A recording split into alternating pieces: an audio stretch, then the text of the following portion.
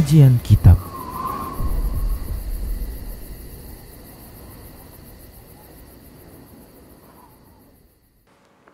Bismillah, assalamualaikum warahmatullahi wabarakatuh. Innal hamdalillah nahmaduhu wa nasta'inuhu wa nastaghfiruh wa na'udzu billahi min shururi anfusina wa min sayyiati a'malina. May yahdihillahu fala mudilla lahu wa may yudlilhu fala hadiyalah. Wa asyhadu an la ilaha illallah wahdahu la syarika lah. Wa asyhadu anna Muhammadan abduhu wa rasuluhu sallallahu alaihi wasallam. Qala Allah tabaraka wa ta'ala, ya ayyuhalladzina amanu taqullaha haqqa tuqatih wa la tamutunna illa wa antum muslimun. Ya ayyuhan nasu taqu rabbakumul ladzi khalaqakum min nafsin wahidah wa khalaqa minha zawjaha wa bassa minhuma rijalan katsiran wa nisaa'a wattaqullaha alladzi tasaaluna bihi wal arham innallaha kana 'alaikum raqiba. Ya ayyuhalladzina amanu taqullaha wa qulu qawlan sadida yuslih lakum a'malakum wa yaghfir lakum dhunubakum wa may yuti'illaha wa rasulahu faqad faza fawzan 'azima. Amma ba'd, fa inna asdaqal hadisi kitabullah wa khairal huda huda Rasulillah sallallahu alaihi wasallam wa syarral umuri muhdatsatuha wa kullu muhdatsatin bid'ah wa kullu bid'atin dhalalah wa kullu dhalalatin finnar. Para pemirsa Rasyad TV dan para pendengar Radio Medan Mengaji serta para pemirsa media sunnah yang turut serta menyiarkan kajian ini, alhamdulillah, segala puji hanya untuk Allah tabaraka wa ta'ala atas nikmat-nikmatnya yang Allah telah berikan kepada kita. Salawat dan salam tak lupa kita ucapkan untuk nabinya, Nabi Muhammad sallallahu alaihi wasallam. Moga-moga Allah tabaraka wa ta'ala masih berkenan untuk memberikan taufik dan hidayahnya kepada kita, agar kita senantiasa berada di atas ketaatan kepada Allah dan Rasulnya sampai Allah mewafatkan kita. Para hamba Allah rahimani wa rahimakumullah, kita lanjutkan pembahasan kita Minhajul Muslim di bab ibadah, dan kita masih juga membahas tentang bahasan salat. Baik para hamba Allah rahimani wa rahimakumullah, kali ini kita akan sebutkan tentang syurutus salah, syarat-syarat salat. Baik para hamba Allah rahimani wa rahimakumullah, syarat-syarat salat. Baik para hamba Allah rahimani wa rahimakumullah, Syekh Bakar Abu Zaid rahimahullahu ta'ala, Abu Bakar Jabir Al-Jazairi rahimahullahu ta'ala, beliau membagi syarat salat ini menjadi dua. Yang pertama adalah syarat wajib, kemudian yang kedua adalah syarat sah. Baik para hamba Allah rahimani wa rahimakumullah, yang pertama adalah syarat wajib. Beliau menyebutkan di antara syarat wajib tersebut adalah Islam.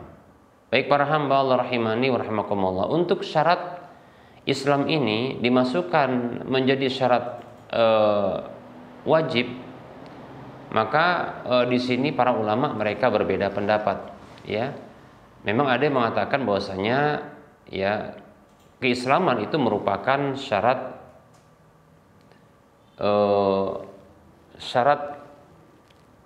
wajib. Ya, seperti contohnya Syekh Jabir Al-Jazairi ini. Baik para hamba Allah rahimani wa rahimakumullah, namun ada pendapat yang lain bahwasanya keislaman bukanlah merupakan syarat wajib, karena sesungguhnya orang-orang kafir ternyata mereka juga diwajibkan untuk beribadah kepada Allah Subhanahu wa taala. Ya. Orang-orang kafir, ya mereka itu juga diwajibkan oleh Allah Subhanahu wa taala untuk beribadah. berdasarkan beberapa firman Allah Subhanahu wa taala seperti contohnya surah Adz-Dzariyat ayat 56, Allah katakan, A'udzu billahi minasyaitonir rajim, wa ma khalaqtul jinna wal insa illa liya'budun. Tidaklah aku ciptakan jin dan manusia melainkan agar mereka beribadah kepadaku. Jadi jin dan manusia baik itu muslim maupun kafir, mereka diwajibkan oleh Allah untuk beribadah kepadanya. Demikian. Untuk beribadah kepada Allah Subhanahu wa taala. Begitu juga dalam surah Al-Bayyinah ayat 5, Allah tabaraka wa taala berfirman, A'udzu billahi minasyaitonir rajim. Wa ma umiru illa liya'budullaha mukhlishina lahuddin hunafa'a wa yuqimus shalah wa yu'tuz zakah wa dzalika dinul qayyimah. Allah tabaraka wa taala berfirman, dan tidaklah mereka diperintahkan kecuali agar mereka beribadah kepada Allah dengan mengikhlaskan ketaatan itu kepada Allah. Mereka diperintahkan mendirikan sholat, menunaikan zakat, dan itulah agama yang lurus. Mereka yang dimasukkan dalam ayat ini adalah mereka yang disebutkan oleh Allah Subhanahu wa taala di awal ayat. Allah katakan, lam yakunil ladzina kafaru min ahlil kitabi wal musyrikin. Nah, maksudnya mereka itu adalah orang-orang kafir dari kalangan ahlul kitab Yahudi dan Nasrani, demikian pula orang-orang musyrik, demikian. Jadi mereka itu diwajibkan, diperintahkan oleh Allah masih untuk sholat, berpuasa, zakat, dan ibadah-ibadah yang lainnya. Nah, seperti itu. Hanya saja dengan syarat harus ikhlas, ditujukan hanya untuk Allah semata, demikian. Nah, itulah dia keimanan, adanya keimanan dan keislaman. Oleh karenanya pendapat yang kuat bahwasanya keislaman itu bukanlah merupakan syarat wajib, tapi dia termasuk syarat sahnya sebuah ibadah. Syarat sahnya sebuah ibadah di antaranya adalah salat, yang dia juga merupakan ibadah yang paling penting, demikian. Tapi tidak mengapa kita bahas ini, karena perlu juga kita menambah wawasan terkait dengan hal ini. Para hamba Allah rahimani wa rahimakumullah.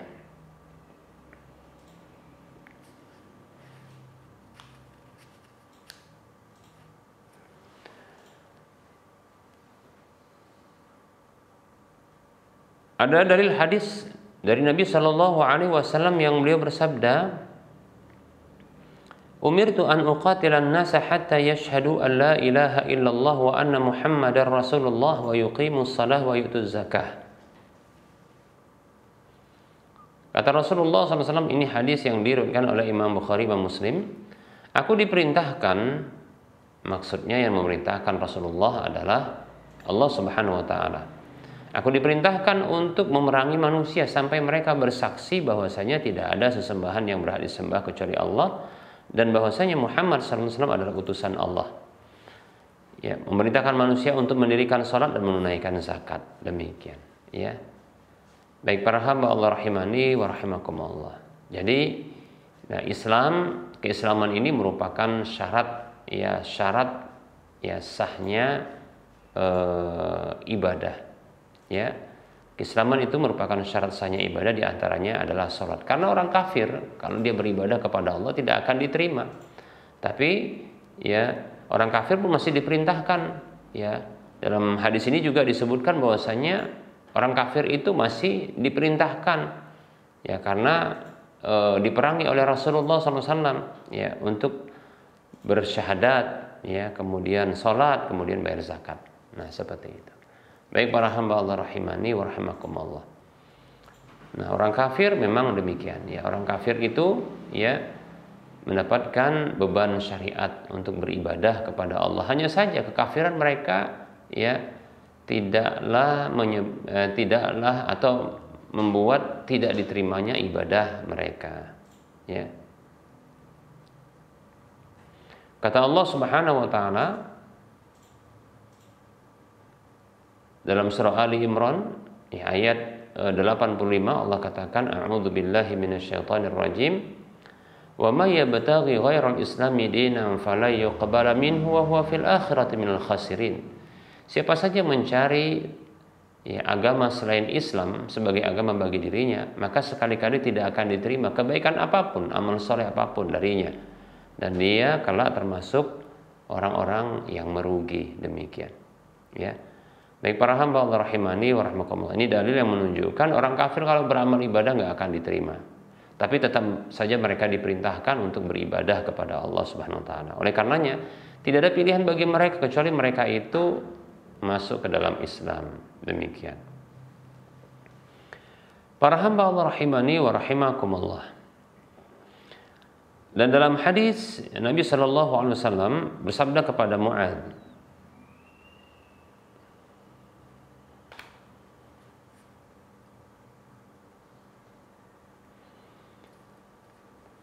"Fad'uhum ila an yashhadu an la ilaha illallah wa anna Muhammadar Rasulullah.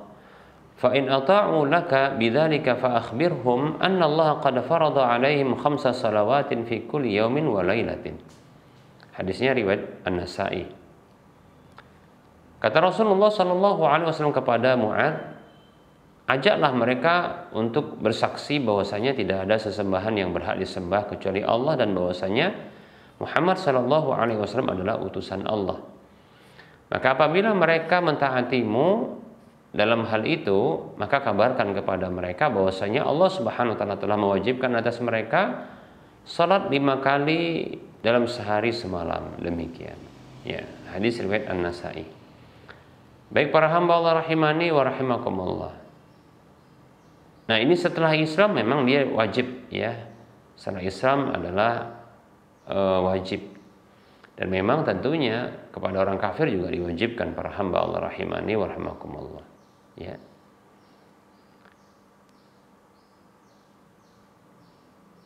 Jadi orang Islam ya tidak khusus untuk terhadap ibadah salat ini.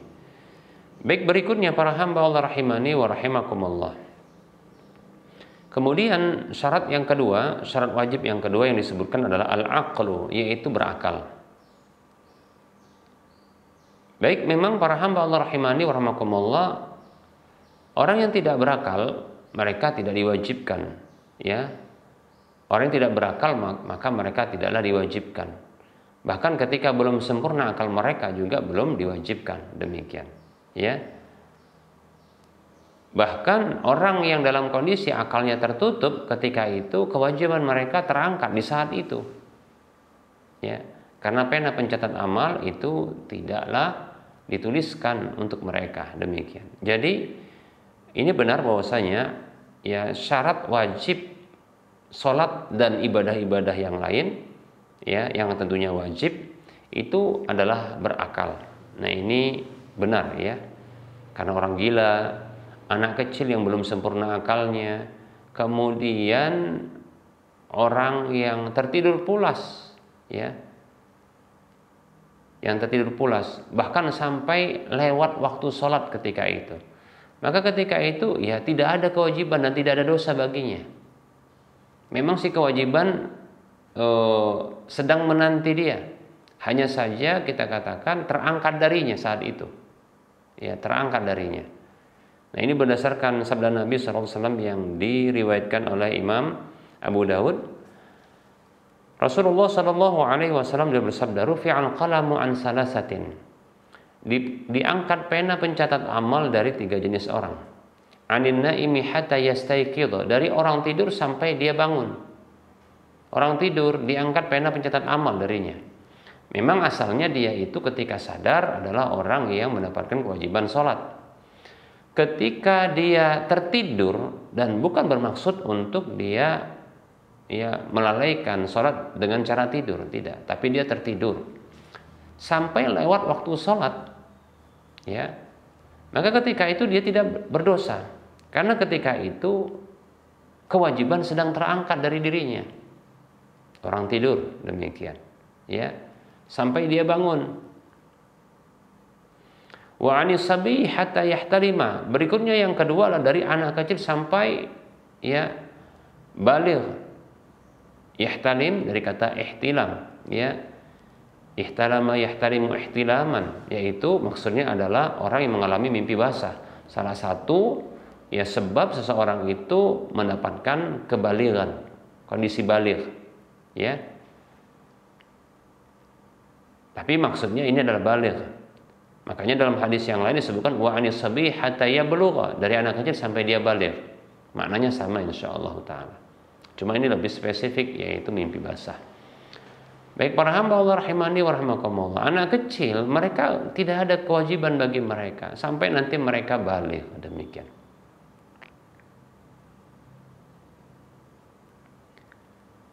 Kemudian wa anil majnuni hatta yafiqa, dari orang gila sampai ya kembali berakal. Orang gila sampai dia siuman dari gilanya, sadar dari gilanya. Artinya dia kembali berakal, demikian ya. Wa 'anil majnuni hatta yafiqa, dalam riwayat yang lain hatta yaqila, dari orang gila sampai dia berakal kembali atau sadar dari kegilaannya, demikian. Pulih kembali akalnya. Baik para hamba Allah rahimani wa rahmakumullah, orang gila yang sama sekali hilang ya akalnya ketika itu, kemudian anak kecil yang belum sempurna akalnya, orang yang tertidur yang tertutup akalnya, ya ini mereka orang-orang yang tidak mendapatkan kewajiban ketika itu atau terangkat kewajiban ketika itu. Baik para hamba Allah rahimani wa rahimakumullah. Ya. Sehingga ketika orang gila kembali dia berakal, anak kecil sampai sempurna akalnya, kemudian orang yang tertidur terbangun sehingga dia sadar kembali, bisa berpikir, ya, bisa kembali menggunakan akalnya. Maka ketika itulah, ya, ketika itu kewajiban itu berlaku bagi dirinya. Oleh karenanya berakal itu merupakan syarat wajib. Ya, nah ini tepat memang. Baik para hamba Allah rahimani wa rahimakumullah. Kemudian yang ketiga adalah al-bulugh, yaitu kondisi baligh. Nah, ini sudah kita sebutkan dalilnya tadi. Ya. Maka tidak wajib bagi anak kecil. Salat itu tidak wajib, bahkan ibadah yang lain itu tidak wajib. Ya. Hanya saja mereka ini, anak kecil ini, mereka diwajibkan bagi para wali atau orang-orang yang mengurusi mereka untuk melatih dan membiasakan mereka di atas ya kebaikan-kebaikan, di atas ketaatan-ketaatan, di antaranya sholat. Begitu juga ya membiasakan diri untuk meninggalkan dosa dan keburukan. Demikian ya. Oleh karenanya Nabi Muhammad SAW bersabda dalam hadis yang diriwayatkan oleh Imam Abu Daud dan Ibnu Majah. Rasulullah SAW beliau bersabda, muru auladakum bis salati wa hum abna'u sab'i sinina wadribuhum 'alaiha wa hum abna'u 10 sinina wa farriqu bainahum fil madaji'i. Baik, Rasulullah SAW beliau bersabda yang artinya, perintahkanlah anak-anak kalian untuk sholat di usia 7 tahun. Jadi perintah ini ya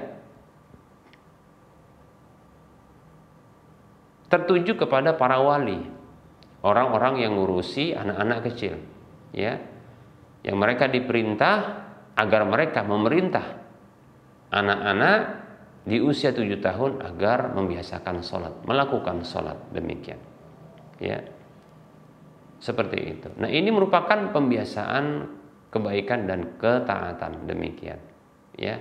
Jadi diperintahkan.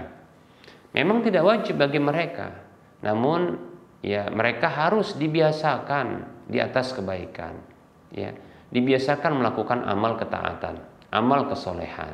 Demikian para hamba Allah rahimani wa rahimakumullah. Lebih-lebih salat ini merupakan amal kesolehan yang paling tinggi, ya, di antara amal-amal soleh yang lainnya. Para hamba Allah rahimani wa rahimakumullah. Berikutnya adalah ya wadribuhum 'alaiha wa hum abna'u 10 sinina, dan pukullah ya mereka atas pengabaian salat tersebut di usia mereka 10 tahun. Kalau 10 tahun mereka melalaikan salat, mengabaikan ya salat, ya meninggalkan salat, atau melalaikan dari waktunya, maka mereka berhak untuk mendapatkan sanksi hukuman. Ya, nah ini merupakan bentuk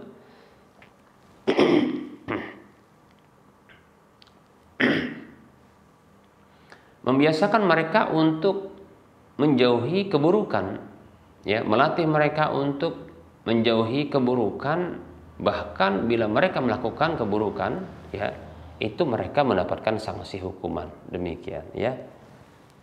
Nah, di usia 10 tahun apabila meninggalkan sholat, mengabaikan sholat, ya, menunda sholat, ya, maka mereka ini bisa mendapatkan, ya, berhak untuk mendapatkan sanksi hukuman, yaitu pukulan yang tidak mencederai, ya, pukulan yang tidak melukai. Demikian, ya, para hamba Allah rahimani wa rahimakumullah.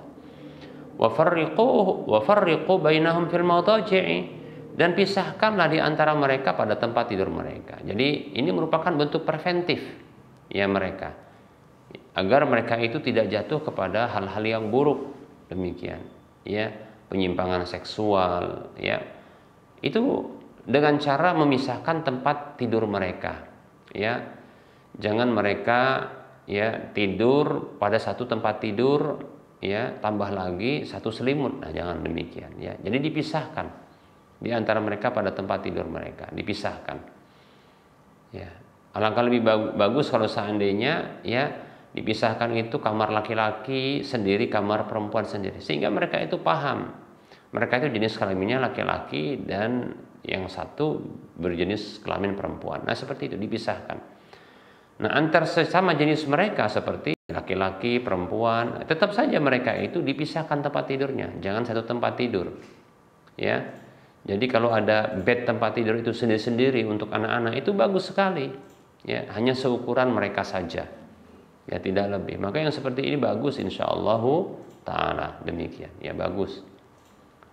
Dan mereka jangan sampai satu selimut, ya, jangan sampai satu selimut karena itu berbahaya. Demikian.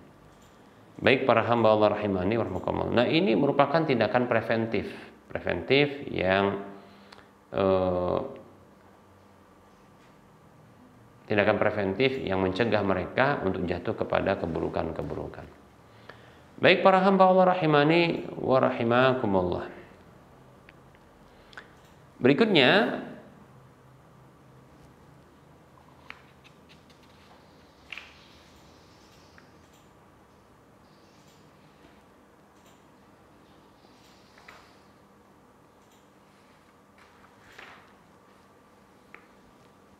yang dimasukkan ke dalam syarat wajib oleh Syekh di sini adalah masuk waktu salat tersebut. Ya, masuk waktu salat. Demikian. Baik para hamba Allah rahimani wa rahimakumullah. Masuk waktu salat ini bisa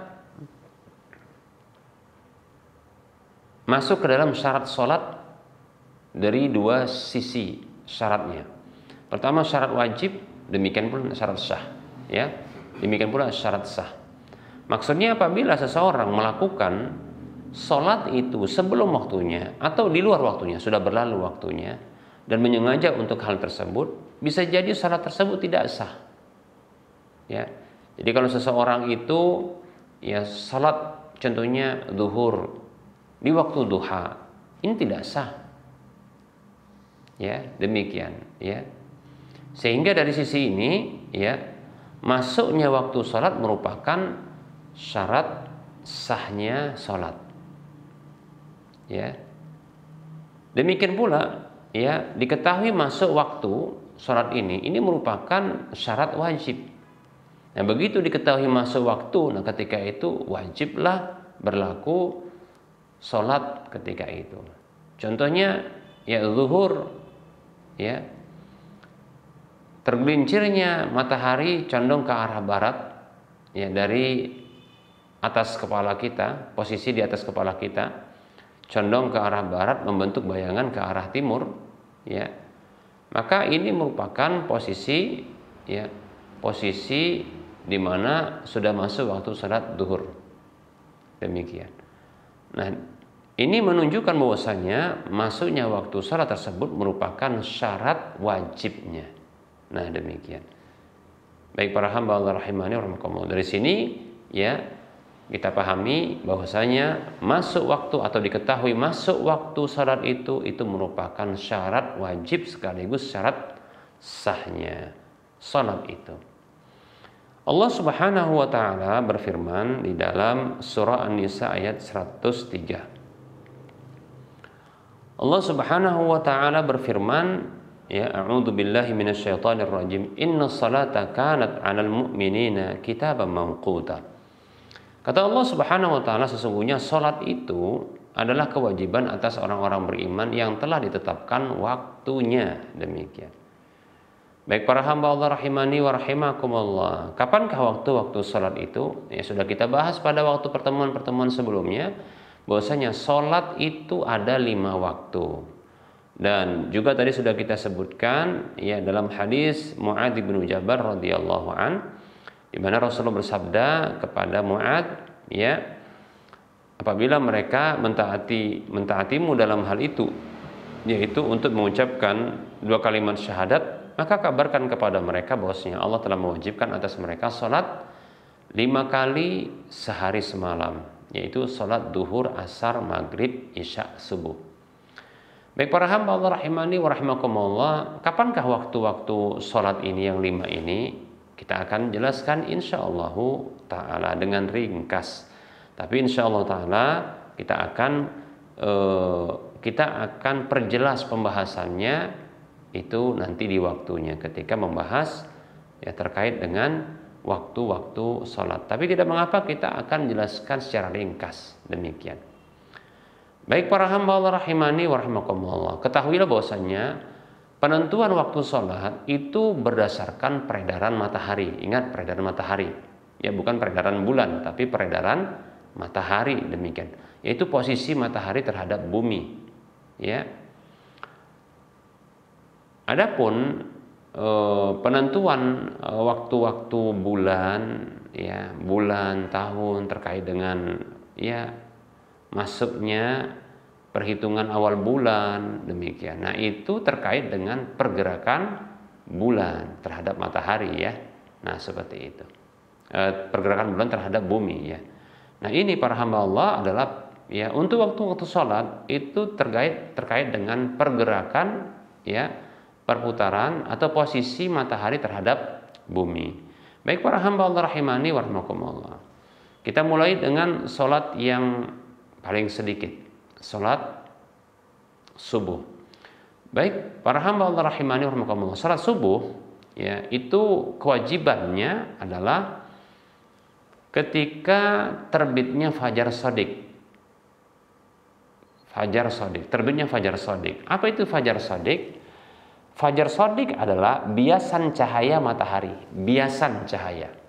Bukan cahayanya, tapi biasan dari cahaya. Seperti mungkin dia adalah pantulan, ya, pantulan cahaya di ufuk, ya, timur, ya, atau angkasa, lalu dia memancarkan, membiaskan, ya, itu cahaya di ufuk timur sehingga membentuk cahaya itu dia mendatar, ya, mendatar. Dia memanjang, bukan meninggi, tapi dia memanjang memenuhi ufuk timur. Demikian. Ini fajar shadiq.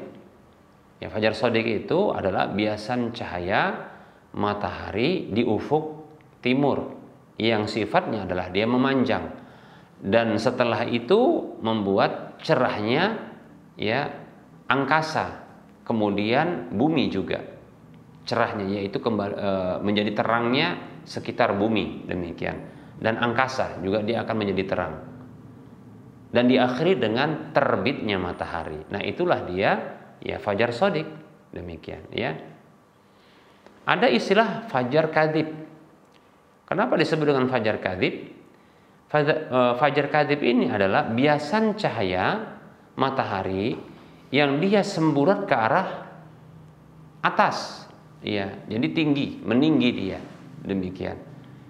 Namun kanan kiri dari kalau kita menghadap ke ufuk timur itu dia tidak ada cahaya sama sekali. Maksudnya tidak ada cahaya biasan cahaya matahari, itu tidak ada. Dia hanya meninggi ke atas saja, terang, demikian. Kemudian diiringi setelah itu dengan gelap. Jadi tidak ada lagi terang. Nah, seperti itu. Ya, itulah fajar kadzib. Disebut dengan fajar kadzib karena dia dusta. Fajar biasan cahaya matahari yang ternyata dusta, bukan menunjukkan masuknya waktu subuh. Nah, seperti itu.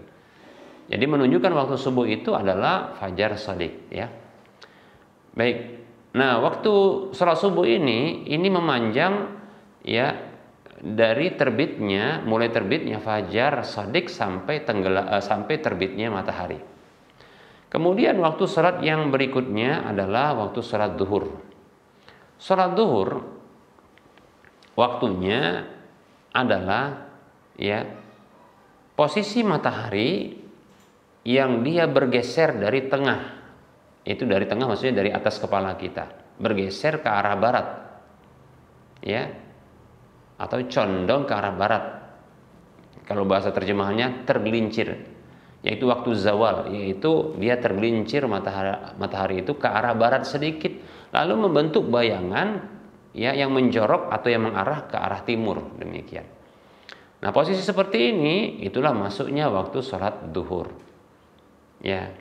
Kapan itu berakhirnya? Yaitu sampai masuknya sholat asar. Kapan itu? Atau menjelang masuk sholat asar. Kapan itu? Yaitu ketika matahari, yaitu ketika posisi matahari membentuk bayangan dua kali, membentuk bayangan yang sama panjang dengan bendanya. Ya, membentuk bayangan yang sama dengan bendanya. Nah, seperti itu. Saya ulangi, ya. Berakhirnya waktu duhur, kalau tadi mulainya adalah ketika matahari itu tergelincir dari posisi tengah atau atas kepala yang condong ke arah barat sedikit, lalu membentuk bayangan yang mengarah ke arah timur. Nah, itu sampai waktu duhur ini sampai, ya, posisi matahari membentuk bayangan yang sama panjang dengan bendanya. Nah, seperti itu. Kalau sama ketika itu sudah berakhir waktu zuhur. Kapankah waktu asar? Waktu asar itu ketika setelah itu sedikit, yaitu ketika sudah tidak lagi bayangan itu sama panjang dengan bendanya, berarti agak panjang sedikit dari ukuran bendanya. Nah, demikian. Nah, ketika itu masuklah waktu asar. Kapankah berakhir waktu asar? Ya, yaitu sampai tenggelamnya matahari. Nah, begitu tenggelamnya matahari, maka masuklah waktu maghrib. Kapankah waktu maghrib itu berakhir? Yaitu ketika hilangnya mega-mega merah di ufuk barat. Ya, mega merah. Kalau mega merah ini adalah biasan cahaya matahari, ya, yang menerpa ufuk barat. Biasan cahaya matahari yang dia menerpa ufuk barat. Demikian. Sehingga terkadang kita lihat kemerahan itu pada langit-langit yang ada di ufuk barat, di awan, ya, di angkasa, di langit-langit itu. Demikian.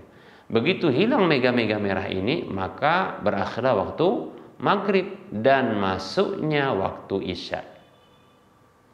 Kapankah berakhir waktu isya? Para ulama berbeda pendapat. Ada yang berpendapat pertengahan malam. Pertengahan malam itu berakhir waktu salat isya. Ada yang berpendapat, ya, bahwasanya berakhirnya salat isya ketika terbitnya fajar shadiq, demikian.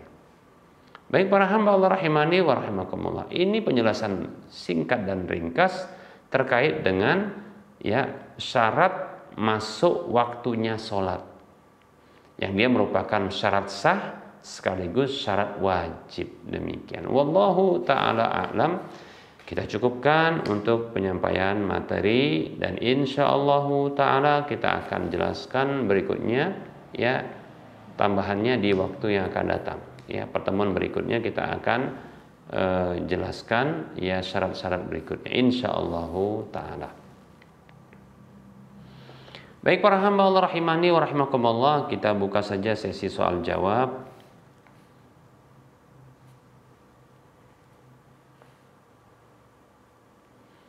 Bagi para pemirsa dan para pendengar sekalian yang ingin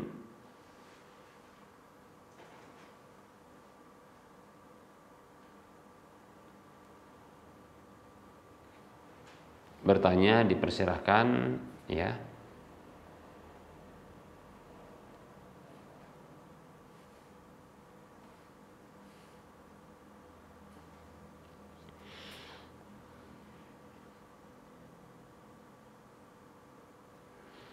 Baik, ini ada pertanyaan.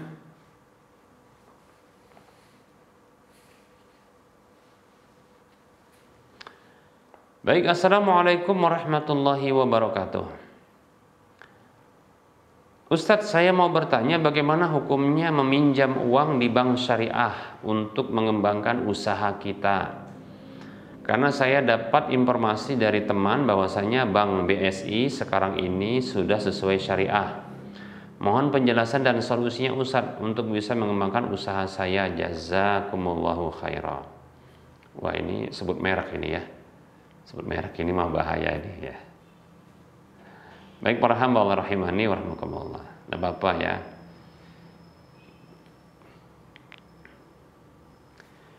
Bismillah wa alaikumussalam warahmatullahi wabarakatuh. Semoga Allah Subhanahu wa taala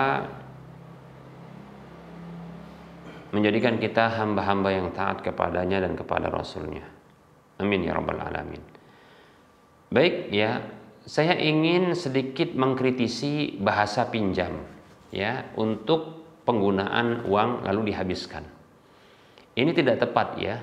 Jadi menggunakan bahasa pinjam pada uang yang ini akan dihabiskan uangnya, kemudian nanti akan digantikan dengan fisik uang baru tapi dengan nilai yang sama. Yang tepat bukan pinjam, tapi dia adalah hutang. Demikian ya, bukan pinjam. Kalau pinjam itu fisiknya itu kembali sama. Ya. Zat fisiknya itu tetap sama itu juga dia. Seperti contohnya kalau mobil kita pakai lalu nanti dikembalikan, maka itu pinjam namanya. Ya. Begitu juga contohnya kalau kita pakai sepeda motor orang karena dapat izin dari dia lalu dikembalikan. Nah, zatnya itu juga, maka itu namanya pinjam, ya. Tapi kalaulah uang ya kita pakai lalu dihabiskan dia uang tersebut, lalu akan dikembalikan nilainya dengan fisik zat yang baru, yang beda. Ini namanya bukan pinjam, ini namanya hutang. Kenapa harus dibedakan? Karena sesungguhnya memang beda konsekuensi, beda definisi, beda konsekuensi. Ya. Apa maksud tadi beda konsekuensi? Ingat, kalaulah pinjam disepakati adanya tambahan atau diminta adanya fee, adanya upah dari pinjaman tersebut, maka berubah akadnya itu menjadi ya sewa menyewa. Contohnya adalah mobil yang dipakai terus dikembalikan dengan yang sama. Ini namanya pinjam. Dikembalikan dengan fisik yang sama, fisik zat yang sama. Tapi ternyata disepakati adanya tambahan, baik itu di awal, di pertengahan atau di akhir. Orang yang punya mobil tadi mengatakan dikeluarkanlah biayanya, kan begitu ya. Saya minta ini dikeluarkan biayanya. Maka berubah ketika itu bukan lagi pinjam meminjam, tapi dia berubah menjadi sewa menyewa, demikian. Ya, itu contoh untuk pinjam meminjam. Ketika ya disepakati adanya tambahan, manfaat tambahan ya dari akad peminjaman itu, maka berubahkannya menjadi sewa menyewa, dan itu halal sewa menyewa. Hanya saja orang tersebut dia tidak mendapatkan pahala ya pinjam meminjam tadi, karena dia meminjamkan barang, ternyata dia minta diberi upah. Maka yang seperti ini tidak ada dosa. Ya boleh insyaallah taala, wallahu taala alam. Kemudian berbeda dengan uang. Hutang piutang ya, bila disepakati adanya manfaat tambahan, maka menjadi riba, bukan menjadi boleh, menjadi riba. Kullu qardin jarra manfaatan fahuwa wajhun min wujuhir riba. Setiap hutang piutang yang menarik manfaat keuntungan apa saja, maka itu salah satu dari bentuk riba, yaitu riba hutang piutang, riba al-qard, hutang piutang. Demikian. Ya. Jadi kalau uang yang dihutangkan lalu disepakati adanya tambahan, ini menjadi riba. Seperti itu. Nah, oleh karenanya jangan sampai ya tercampur baur penggunaan istilah ini, sehingga nanti orang akan membenarkan riba. Dan inilah sedang dilakukan oleh sebahagian para penggiat riba. Mereka cari dukungan dengan ustadz-ustadz yang model pendalilannya dengan cara membuat syubhat begini. Mereka katakan pinjam meminjam uang ya ini dibolehkan untuk mengambil manfaat. Kenapa? Karena akad pinjam apabila diambil disepakati adanya manfaat, katanya begitu. Bila disepakati adanya manfaat tambahan seperti upahnya, maka berubahlah akadnya menjadi sewa menyewa. Jadi seperti sewa uang. Maka kita katakan keliru. Karena ternyata hakikat atau hakikat definisi ya dari pemakaian uang lalu dikembalikan dengan fisik yang berbeda, ya itu ternyata bukan pinjam meminjam, itu adalah hutang piutang. Demikian. Jadi tidak tepat menggunakan menggunakan istilah pinjam meminjam pada pemakaian uang. Demikian ya. Nah seperti itu. Baik, ini yang saya kritisi terkait dengan apa? Dengan penggunaan istilah pinjam pada penggunaan uang. Baik ya. Jadi yang tepat adalah hutang piutang. Baik ya. Nah kemudian terkait dengan hutang piutang di bank syariah untuk pengembangan usaha. Contohnya BSI. Sebut merek ya, nggak apa-apa. Ya. Maka kita katakan ditelusuri dulu, diteliti dulu. Ya. Karena sesungguhnya apabila kita mendapatkan pemanfaatan atau kita apabila mendapatkan gelontoran dana, siraman dana, kucuran dana gitu bahasa kita, dari orang yang mengharapkan nanti adanya timbal balik dari hal tersebut, dari usaha yang mau kita lakukan, maka kebolehan untuk mengambil keuntungan itu haruslah disertai dengan kesiapan dari orang yang memiliki dana atau pihak yang memiliki dana untuk dia menanggung kerugian. Karena dalam hadis yang diriwayatkan oleh Imam Ibnu Majah kalau tidak salah, Nabi SAW bersabda, haramun shifu malam yutman. Kata Rasulullah SAW, haram itu keuntungan usaha apa saja yang tidak ditanggung resiko kerugiannya. Lihat ya, haram itu. Bahkan dalam hadis yang lain, seingat saya ini kalau nggak salah Ashabus Sunan juga yang meriwayatkan, kalau tidak salah Tirmidzi, Abu Daud ya. Rasulullah mengatakan SAW, la yahillu, tidak halal. Di antaranya adalah ribahu malam yutman, keuntungan usaha yang tidak ditanggung resiko kerugiannya. Nah seperti itu.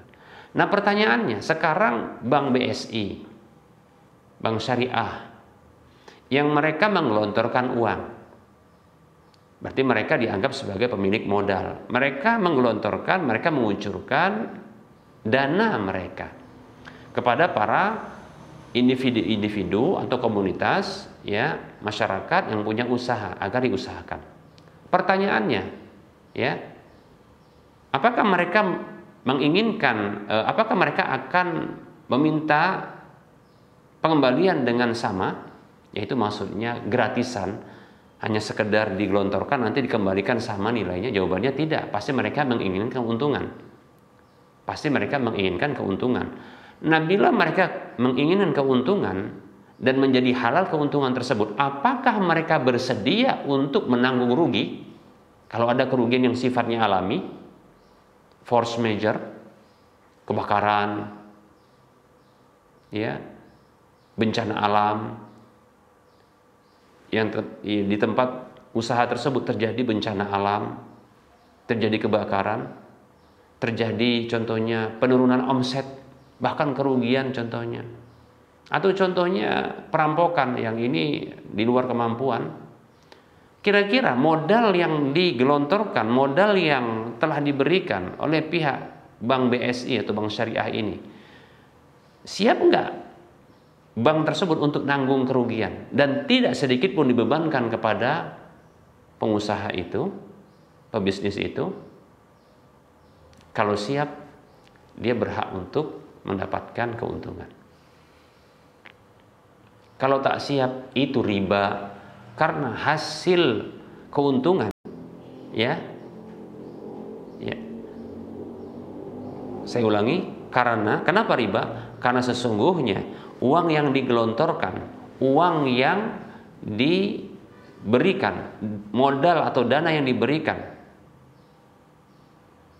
yang dijamin keamanannya, maksudnya tidak boleh rugi, harus dikembalikan bagaimanapun kondisinya.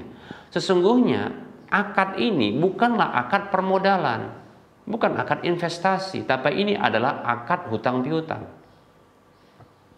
Karena akad hutang piutang diwajibkan untuk mengembalikan sebesar modal yang diberikan.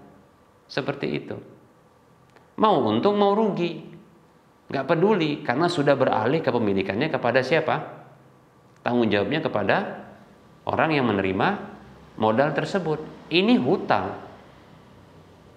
Tapi kalau orang yang memberikan modal tersebut, dia bersedia untuk menanggung resiko kerugian usaha itu, yang kerugian itu bersifat alami, force major, maka disinilah kebolehan, ya, bagi pemodal untuk mengambil keuntungan yang disepakati tentunya.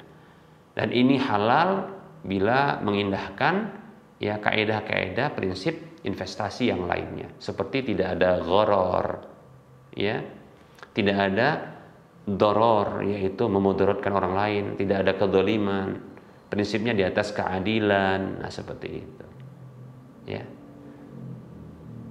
Apa contohnya prinsip di atas keadilan? Tidak boleh flat di dalam menentukan keuntungan dengan bentuk nominal. Atau contohnya adalah persentase keuntungan itu dari modal yang sifatnya flat, itu tidak boleh. Walaupun bukan riba, tapi ini adalah kedzaliman. Dan bisa jadi adalah ini biasanya digunakan oleh para pemodal-pemodal yang konvensional, yang mereka suka riba. Nah, seperti itu. Walaupun hal tersebut bukan indikator riba, tapi indikator adanya kedzaliman. Seperti itu, ya. Ya, tinggal tanyakan saja kepada pihak BSI-nya. Ya, ini saya agak sedikit vulgar, tidak mengapa menyebutkan, karena insya Allah Ta'ala ini ilmiah pembahasannya, dan saya tidak memvonis BSI, ya. Ya, kalau BSI salah dalam hal ini, hendaknya dia berbenah, ya, seperti itu. Kalau pihak BSI, Bank Syariah itu bersedia menanggung kerugian yang sifatnya alami dari usaha tersebut, dan persentase yang ditetapkan keuntungannya itu adalah dari margin bersih, keuntungan bersih, setelah dikeluarkan, ya, biaya operasional contohnya, ya. Dan setelah dikeluarkan contohnya modal, biaya operasional, ada margin bersih, persentasenya disepakati, ya, lalu diambil dari keuntungan atau margin bersih tersebut, maka ini insya Allah sudah terpenuhi syarat berikutnya, ya, kehalalan dari akad investasi. Demikian akad permodalan seperti ini. Baik para hamba Allah rahimani wa rahimakumullah. Dan tidak boleh untuk disepakati berakhirnya, sebelum berakhirnya itu dikembalikan modal. Seperti sebahagian orang yang mereka itu, ya, menyengaja untuk, ya, mengamankan modal dalam waktu, ya, dalam waktu kerjasama, katakanlah setahun, itu harus ada keuntungan, kemudian ada modal yang dikembalikan. Ini tak boleh. Itu nanti di akhir. Kalau keuntungan boleh untuk didapatkan cepat, tapi kalau untuk modal itu nanti di akhir dari usaha, baru bisa dikembalikan. Demikian. Tapi tidak boleh dia dicicil di awal atau nanti disisihkan untuk keamanan. Itu tidak boleh. Ini mirip dengan bentuk modelnya, ya, permodalan ribawi. Demikian. Wallahu ta'ala a'lam.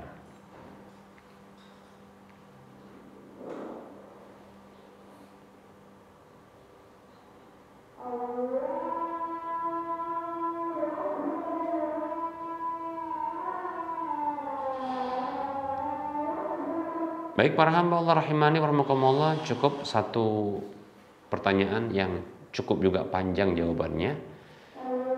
Tentunya dalam penyampaian ini ada kesalahan dan kekeliruan. Kepada Allah saya mohon ampun, dan kepada para pemirsa, para pendengar, dan para pemerhati sekalian saya mohon maaf. Kebenaran itu datang dari Allah, maka ambillah. Kekurangan dan kesalahan itu datang dari saya pribadi dan bisikan syaitan, maka abaikan, tinggalkan, dan maafkan.